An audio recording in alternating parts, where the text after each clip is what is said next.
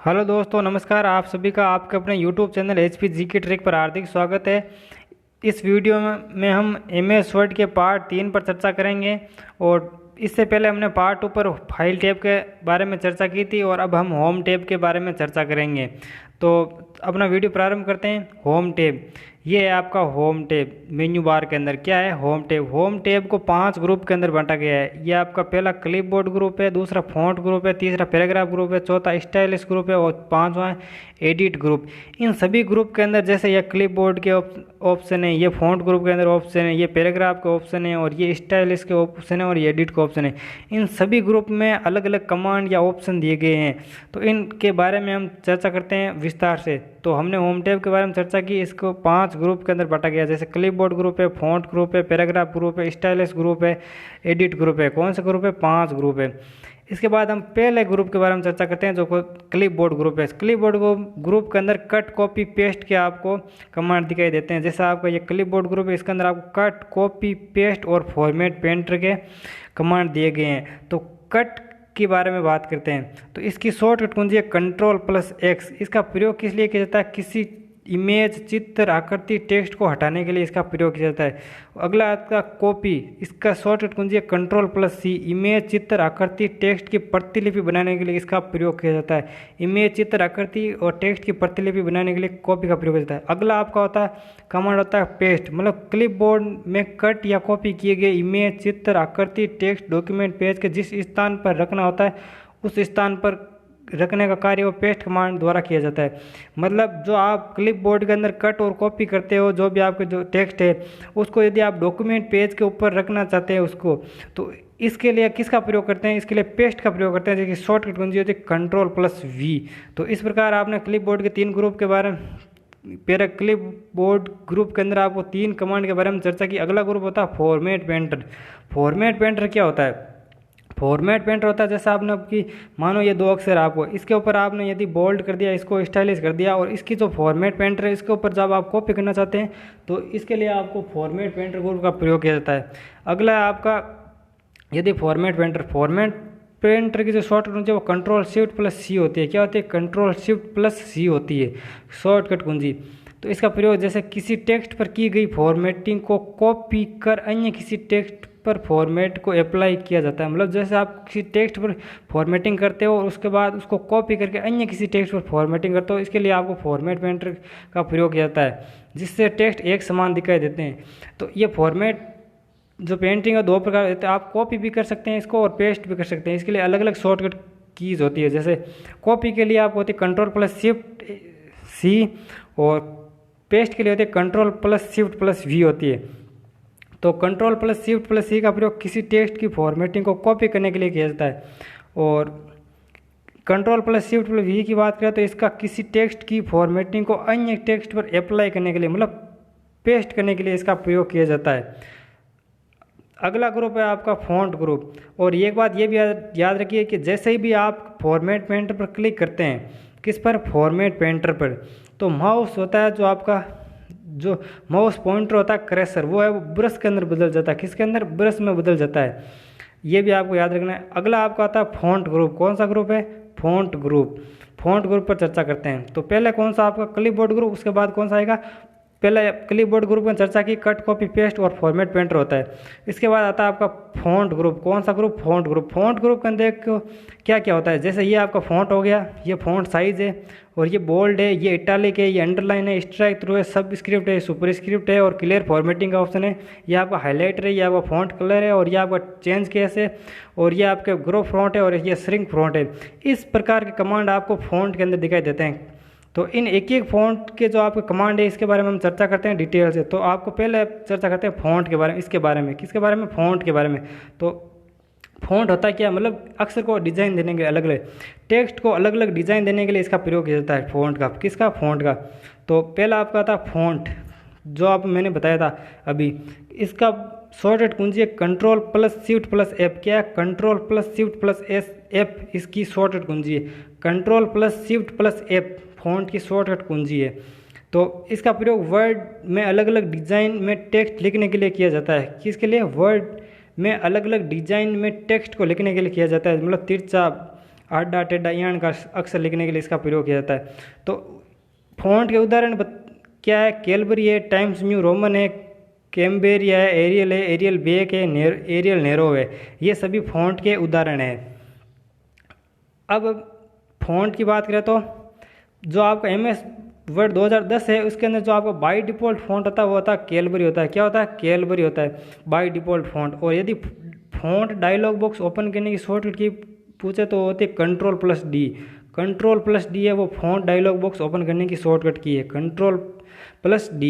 ये font dialogue box है वो आपको, जैसे ये आपका फ़ॉन्ट है, इस फ़ॉन्ट के अंदर यहाँ पर दर्शाई होती है या फ़ॉन्ट डायलॉग बॉक्स की जो ऑप्शन होता है। अगला ऑप्शन है आपका फ़ॉन्ट साइज़।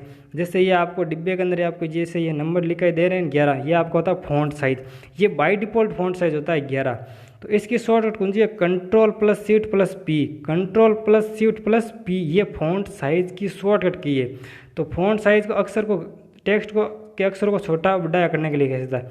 इसका माध्यम से फ़ॉन्ट की साइज़ होती है को घटाया बढ़ाया जा सकता है। फ़ॉन्ट की साइज़ को घटाया बढ़ाया जा सकता है। तो अब बाय डिफ़ॉल्ट फ़ॉन्ट साइज़ मैंने बताया 11 होती है, 11 PT होती है। क्या होती है? 11 PT। PT का मतलब होता है पॉइंट्स, मतलब जो आपकी फ़ॉन्ट साइज़ है उसको पॉइंट्स में नापा जाता है। 11 PT होती है।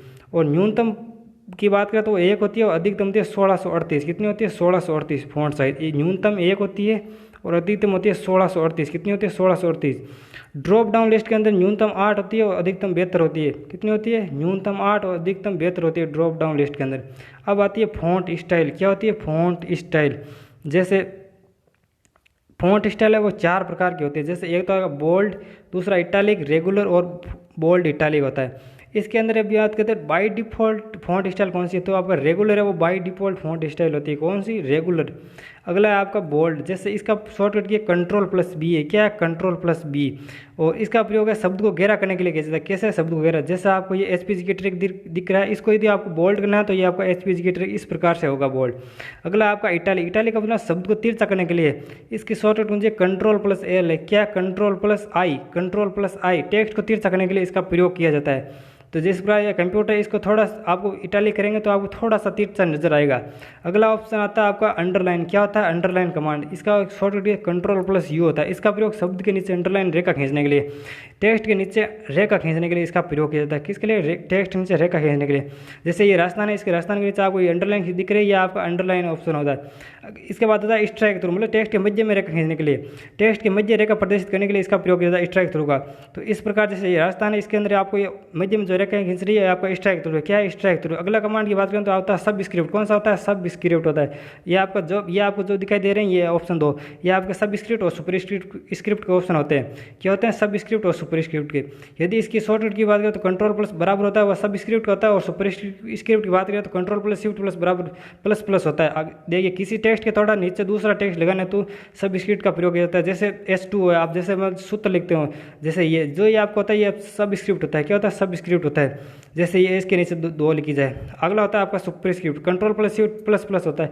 Ctrl+Shift++ इसका सुपर स्क्रिप्ट का शॉर्टकट की होती है। इसकी बात करें तो किसी टेक्स्ट को घात के रूप में लिखने के लिए, जैसे आपको x के ऊपर आप घात लगाना, जैसे ये X2, ये आपका सुपर स्क्रिप्ट होता है। क्या होता है? सुपर स्क्रिप्ट होता है। अगले बात करें तो एक होता है ग्रो फ्रंट। क्या होता है? Grow front. ग्रो फ्रंट की शॉर्टकट मुझे Ctrl+ इस प्रकार जो आपको सीन आएगा वो ग्रो फ्रंट। ग्रो फ्रंट मतलब किसी टेक्स्ट की पूर्व निर्धारित अंतराल से उसकी पूर्व निर्धारित अंतराल से बढ़ाने के लिए किया जाता है।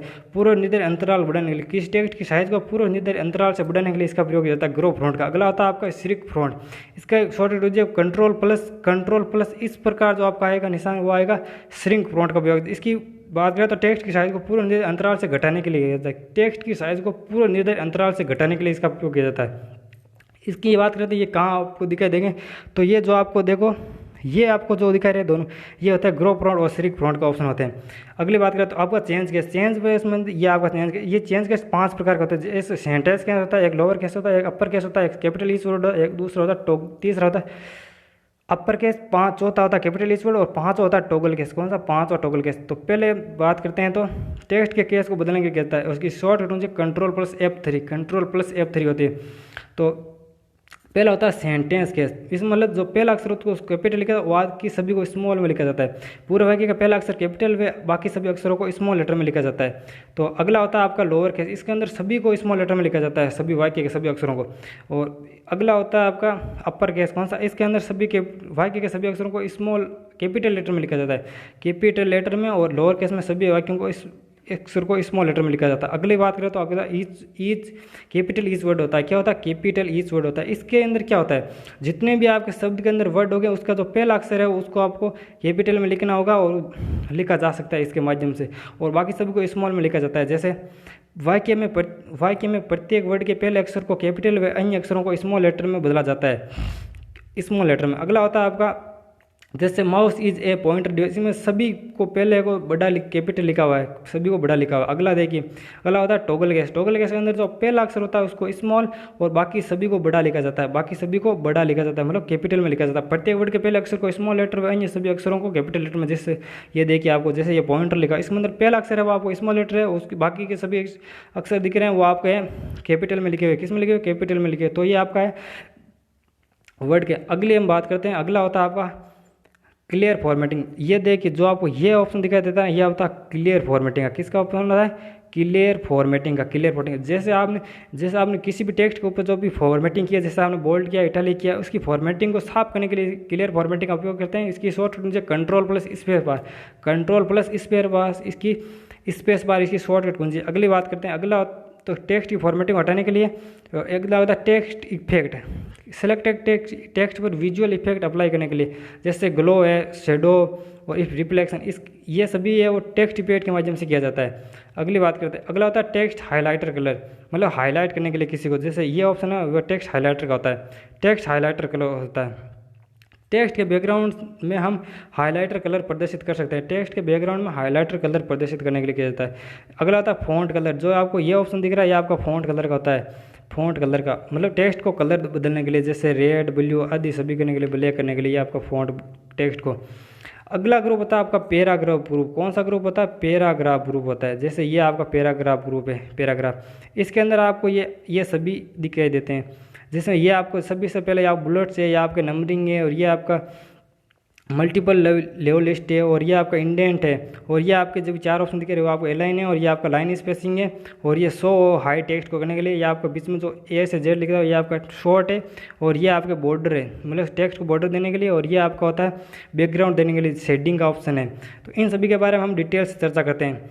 तो हमारा पहला पैराग्राफ के अंदर जो होता है वो होता है बुलेट्स। बुलेट्स क्या होता है, जैसे मतलब ये आपने नंबरिंग की है, जैसे आपने पहले लिख दिया कोई किसी भी नाम प्रकार लिख दिया, उसके पहले जो आपको ये पॉइंट लगाते हैं इन्हें हम बुलेट्स बोलते हैं। क्या बोलते हैं, बुलेट्स बोलते हैं। इनका ऑप्शन ये यहाँ होता है।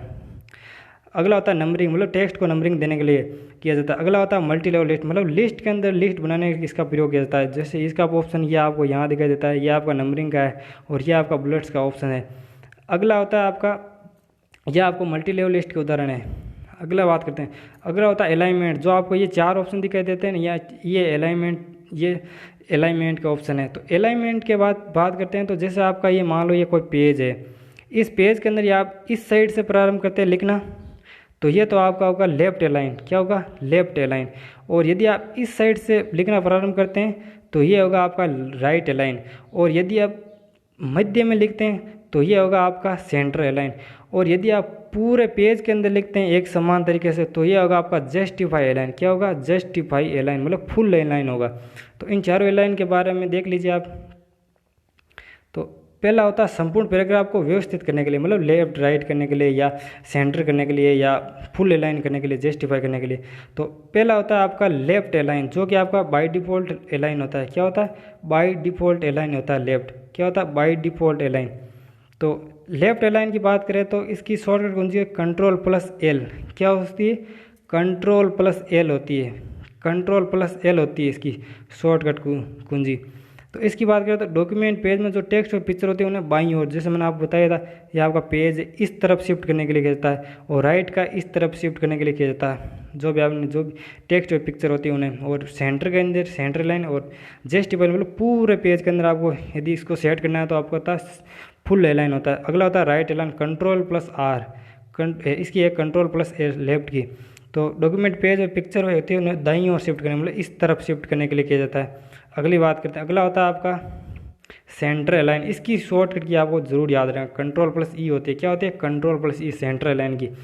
तो डॉक्यूमेंट पेज में जो टेक्स्ट और पिक्चर होती है उन्हें पेज के मध्य में मिलता है, आपको सेंटर यानी मध्य में अलाइन कर लिया। अगला होता है आपको जस्टिफाई अलाइन। क्या होता है? Justify align.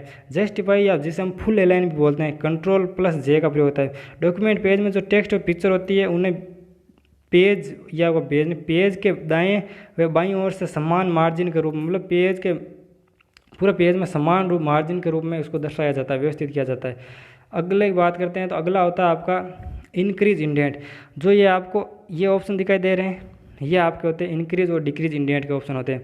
तो इनकी बात करें ये क्या होते हैं, जैसे आपके इनकी बात करें तो जैसे आपने ये आपको क्रेसर का बटन है, यदि आपको इसको यहाँ रखा और उसके बाद यदि इसको यहाँ रखने के बाद यदि आपको इंडेंट कर दिया, तो आप जो भी आगे टेक्स्ट करेंगे वो टेक्स्ट होकर जो वापस आएगा, तो ये यहाँ से टेक्स्ट नहीं होगा, यहाँ से टेक्स्ट नहीं होगा। और ये इंडेंट करने के बाद यहीं आगे यहीं इस प्रकार ये वो है वो टेक्स्ट में आपको जो भी लिखेंगे वो ये इस साइड ही वो टेक्स्ट होगा, जो भी लिखेंगे आप। ये टेक्स्ट इस साइड से प्रारंभ नहीं होगा वापस इस लाइन से, तो इसको बोलते हैं इंडेंट। क्या बोलते हैं? इंडेंट। मतलब ये एक लाइनिंग हो जाती है काल्पनिक रेखा की तरह। तो इंक्रीज इंडेंट के अंदर क्या होता है, इस तरफ बढ़ जाते हैं। और डिक्रीज के अंदर जब ये जो आपको ये इंडेंट खींचा है ये आपको इस तरफ आएगा, तो ये आपको हो जाएगा डिक्रीज इंडेंट। क्या हो जाएगा? Decrease indent. तो क्या होता है देखो, पैराग्राफ के इंडेंट को बढ़ा सकते हैं, मतलब बढ़ाने के लिए आपको इंक्रीज इंडेंट का प्रयोग करते हैं, अर्थात के द्वारा टेक्स्ट व पिक्चर को बाईं ओर शिफ्ट किया जाता है, मतलब बाईं ओर शिफ्ट करने के लिए होता है। अगला होता है डिक्रीज इंडेंट। क्या होता है? Decrease indent.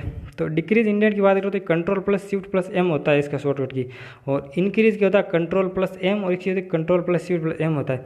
इसके अंदर जैसे आपको मैंने बताया था क्रेसर होता है, इसको आप यहाँ पर क्लिक करने के बाद यदि आपको इंडेंट कर देते हैं, जो भी आप टेक्स्ट को टाइप करते हैं तो इसी वे में लिखा जाता है। यदि आपका पेज इतना बड़ा है तो इस साइड टेक्स्ट नहीं होगा का, टेक्स्ट में जो भी लिखेंगे इस साइड नहीं आएगा, ये होता है। पैराग्राफ के इंडेंट को घटा सकते हैं, इसके द्वारा टेक्स्ट के पिक्चर को दाईं ओर शिफ्ट किया जाता है। किस ओर? दाईं ओर शिफ्ट किया जाता है। इसमें दाईं ओर किया जाता है, इसमें बाईं ओर शिफ्ट किया जाता है, ये याद रखना है।